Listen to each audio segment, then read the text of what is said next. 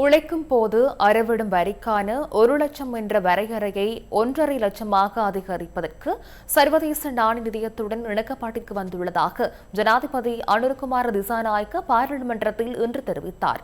தனியார் வாகன இறக்குமதிக்கும் பிப்ரவரி மாதம் 1ஆம் தேதியிலிருந்து அனுமதி கிடைக்கும் எனவும் ஜனாதிபதி கூறினார். சர்வதேச நாணய நிதியத்துடன் 3ஆம் மீளாய்வின் போது இணக்கப்பாட்டிற்கு வந்துள்ள பல விடயங்கள் தொடர்பிலும் பாராளுமன்றத்தில் தெளிவுபடுத்தும் போது ஜனாதிபதி இன்று அவற்றை கூறினார்.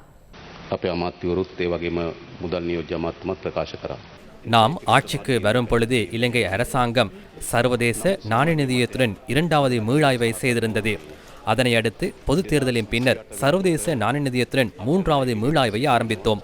அதில் நாம் 2ஆம் மீளாய்வில் இணங்கிய விடயங்களில் பல திருத்தங்களை எம்மால் மேற்கொள்ள முடிந்தது.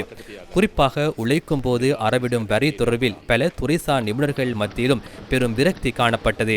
அது தொடர்பில் நாம் கவனம் செலுத்தினோம். எனவே 3ஆம் மீளாய்வின் பொழுது நாம் அது தொடர்பிலான சில திருத்தங்களை மேற்கொண்டுள்ளோம். அதன்படி உழைக்கும் போது அறவிடும் வரி 1,00,000 என்ற வரையறையை 3ஆம் மீளாய்வின் பொழுது 1,50,000 என்று அதிகரிக்கப்பட்டுள்ளது. இதற்கமைய 1,50,000 மாதாந்தம் சம்பளம் பெறுவோருக்கு 100% வரி விலக்கு வழங்கப்பட்டுள்ளது. 2,00,000 சம்பளம் பெற்றுக்கொள்ளும் ஒருவருக்கு 71% வரி விலக்கு வழங்கப்பட்டுள்ளது. 2,50,000 சம்பளம் பெற்றுக்கொள்ளும் ஒருவருக்கு 61% வரி விலக்கு வழங்கப்பட்டுள்ளது.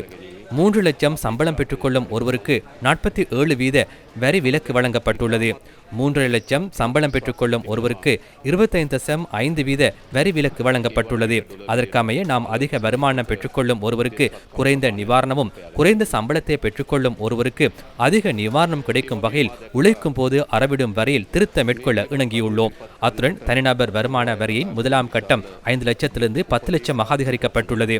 தனியார் வாகன இறக்குமதி தொடர்பிலும் கவனம் செலுத்தியுள்ளோம். உரிய திட்டத்தின் பிரகாரம் தனியார் வாகன இறக்குமதிக்கு பிப்ரவரி மாதம் 1ஆம் தேதியிலிருந்து அனுமதி வழங்க தீர்மானித்துள்ளோம்.